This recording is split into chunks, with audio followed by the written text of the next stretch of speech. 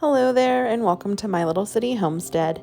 Today I'm going to show you how I rescued 5 jars of bone broth that didn't seal properly during the canning process. And as you can see here, these jars are not sealed at all. They really should be looking more like these jars over here in the basin. Nice strong seals, you can pick them up by the lid and nothing happens.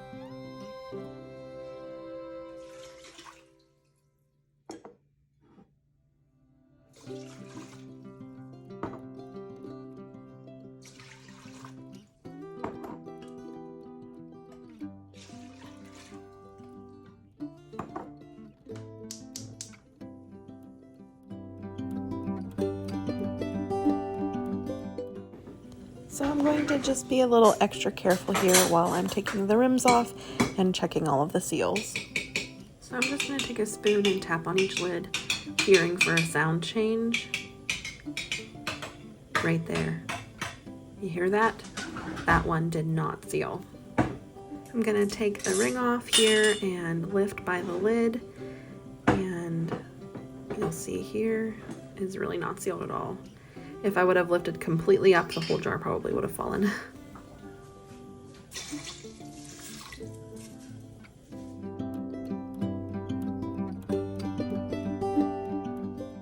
There are several reasons why a lid may fail to seal. The first is siphoning, which I don't think is what happened in this case. I actually think what happened was either the rims were dirty and I didn't clean them off well enough with my vinegar at the beginning, or what I think is more likely the case is there's a chip in the rim of the glass jar, or I reused lids that were already used and I didn't notice. I'm just going to take a moment here and clean up a little bit. On big project days like this, cleaning up as I go really helps keep the kitchen in order and keep me sane.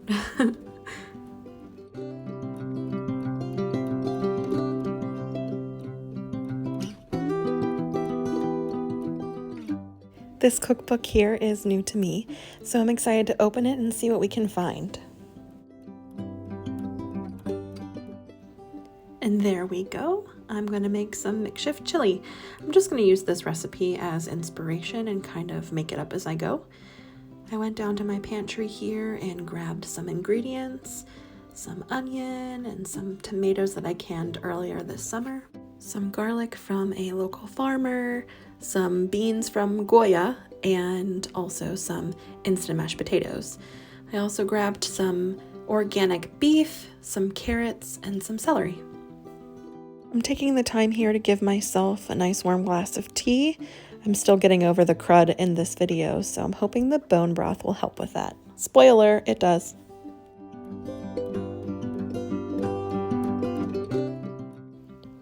Going to give a little drizzle of olive oil here to prepare to saute the beef.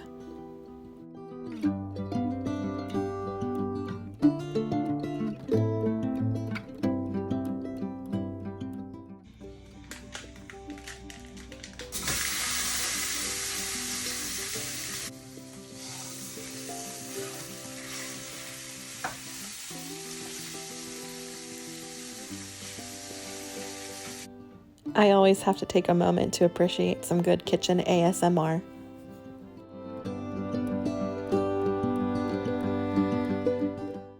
I'm going to dice the onion now. Make sure that you save the peel and the outside layer for future bone broth.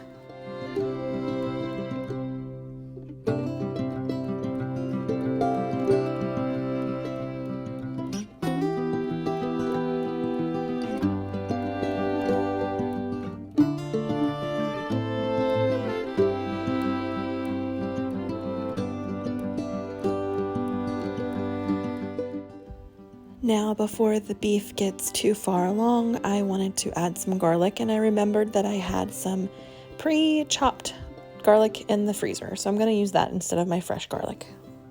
I'm going to add some Worcestershire sauce here, just to add some depth of flavor while the beef cooks.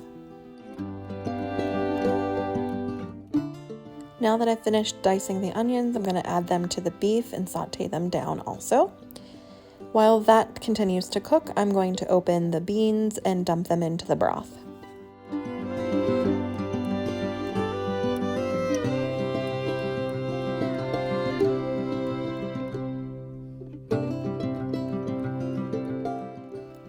I don't drain my beans for this because I would like the broth to be a little bit thicker, and I feel like it adds more flavor to the soup.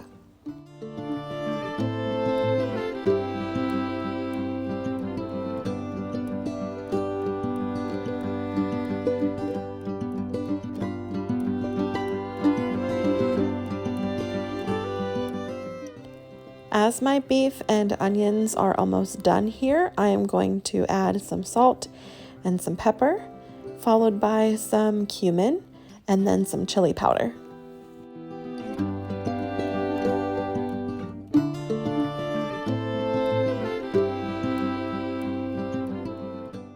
I'm going to give that all a nice mix and then add some onion powder and garlic powder for good measure before I add it all to the broth.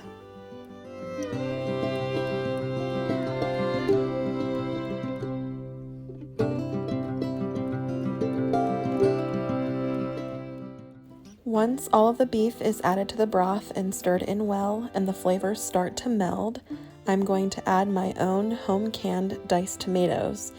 This is the first recipe I get to use them for, and I'm really excited. They look so beautiful, and guys, they smell like summer.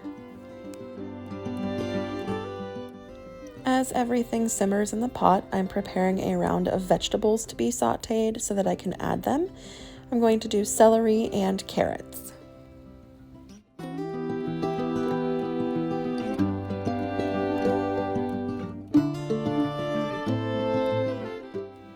I love a good recipe, but on days like this, I like using them as inspiration and then kind of doing my own little thing.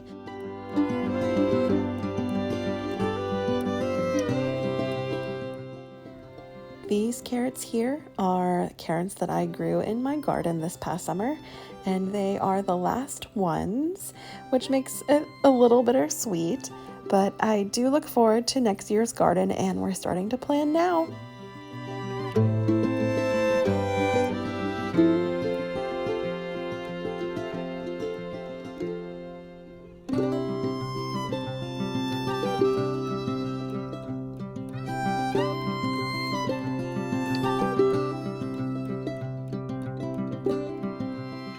I'm going to saute these vegetables in some butter, and then I'm going to add some garlic for extra flavor, as well as onion powder and some salt and pepper.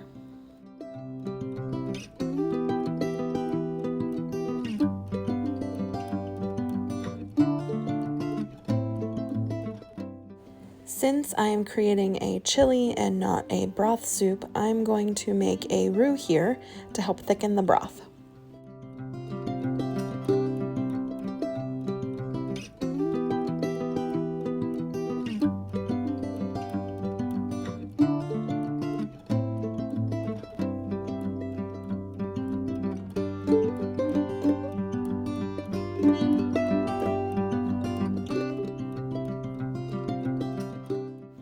I'm trying to get every last bit of the flavor out of this pan as I scrape it into the pot. I will also scoop out a little bit of the broth to put into the pan to help rinse out any little bits that are left behind.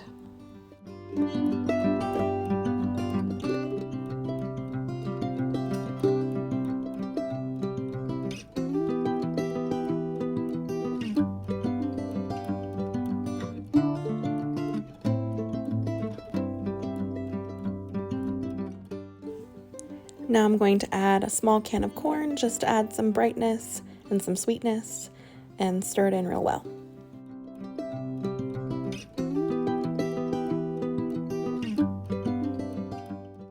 Now it's time to give it a little taste to see if it needs a little extra seasoning.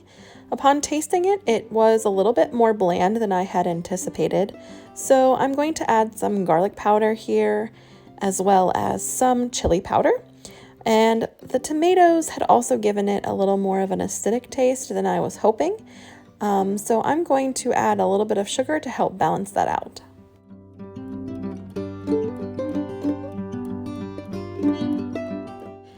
this point, I had realized that the pot that I had used had a really thin bottom, and I really wanted to have this soup sit on the stove for some time and simmer down, so I'm switching it over to a pot that has a thicker bottom to prevent burning.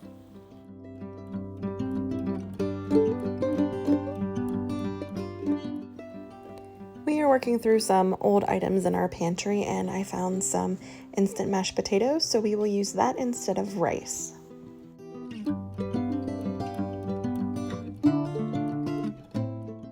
I'm giving it my final taste test here, and I'm pretty happy with it. It's nice and warm and cozy, and hopefully will help us feel better. I hope this video encourages you to not worry about failed seals on your jars. There's always an option for creating something new for dinner or freezing it. I love that the kitchen provides us with opportunities for creativity and resourcefulness. I like that it keeps me on my toes. I hope that you get to try something new this week. Happy cooking!